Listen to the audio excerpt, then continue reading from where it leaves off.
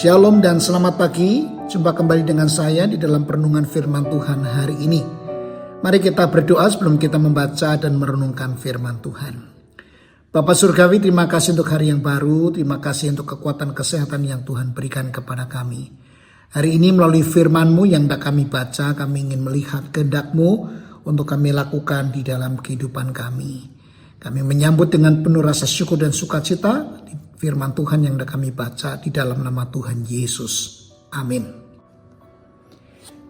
Perenungan firman Tuhan hari ini didasarkan pada kitab Yeremia pasal 17 ayat 19 sampai 27. Dan sebagai nas utama saya akan bacakan dari Markus 2 ayat 27 yang berbunyi, hari Sabat diadakan untuk manusia dan bukan manusia untuk hari Sabat.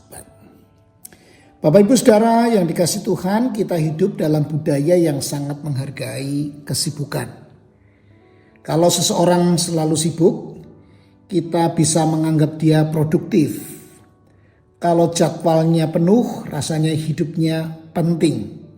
Bahkan ketika sedang beristirahat pun, kadang kita merasa bersalah. Seolah-olah nilai diri kita ditentukan oleh seberapa banyak yang dapat kita kerjakan. Tetapi Tuhan memberikan sebuah karunia yang sangat berbeda. Apa yang saya maksudkan di sini? Yaitu hari Sabat. Dalam Yeremia pasal 17, Tuhan memerintahkan umatnya untuk menguduskan hari Sabat. Mereka diminta berhenti membawa beban dan berhenti melakukan pekerjaan seperti pada hari-hari lainnya. Nah, mengapa Tuhan melakukan itu? Karena Tuhan tahu siapa kita. Kita adalah manusia yang terbatas. Kita membutuhkan istirahat, tubuh kita membutuhkan berhenti. Dan lebih dari itu jiwa kita juga membutuhkan berhenti. Sebab masalah kita bukan hanya tubuh yang lelah, hati kita juga mudah tersesat. Kita mudah mulai percaya bahwa pekerjaan kita adalah sumber identitas kita. Kita merasa berharga kalau berhasil, kita merasa aman kalau memiliki cukup uang. Kita merasa penting kalau dibutuhkan banyak orang. Nah, tanpa sadar, pekerjaan dan pencapaian yang seharusnya menjadi alat dalam hidup kita bisa berubah menjadi tuan atas hidup kita. Nah, karena itu Sabat adalah sebuah undangan untuk berhenti. Berhenti dari pekerjaan, berhenti dari mengejar produktivitas, berhenti dari keinginan untuk mengendalikan semuanya, dan kemudian mengingat kembali, hidup saya bukan ditentukan oleh apa yang saya kerjakan. Hidup saya ditentukan oleh siapa saya di hadapan Tuhan. Itulah sebabnya Yesus berkata dalam Markus 2 ayat 27, hari Sabat diadakan untuk manusia dan bukan manusia untuk hari Sabat. Sabat bukan hukuman, Sabat adalah pemberian. Tuhan seperti berkata kepada kita, berhentilah.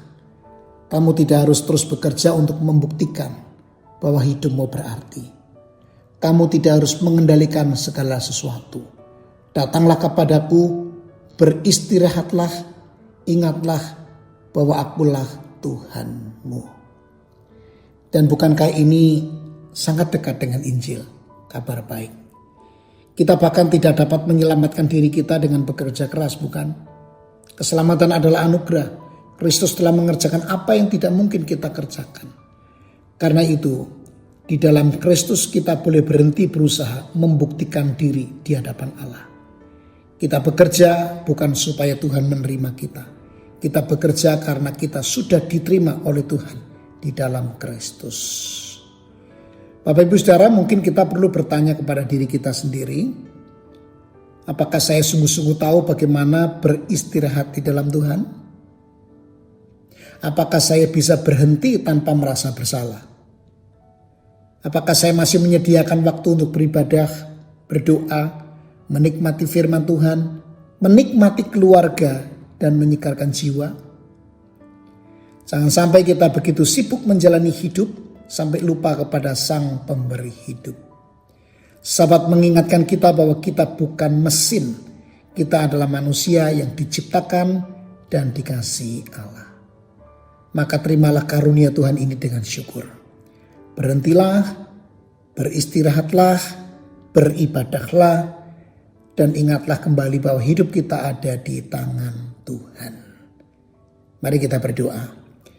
Ya Tuhan, terima kasih untuk karunia-Mu yang mengingatkan kami akan satu masa, satu waktu untuk berhenti dan beristirahat. Kami mengaku bahwa seringkali kami membiarkan kesibukan, pekerjaan, pencapaian dan berbagai urusan hidup menguasai hati kami. Kami lupa bahwa kami adalah manusia yang terbatas dan membutuhkan Engkau. Ampunilah kami jika kami mencari nilai diri dari apa yang kami kerjakan, bukan dari kasih-Mu kepada kami.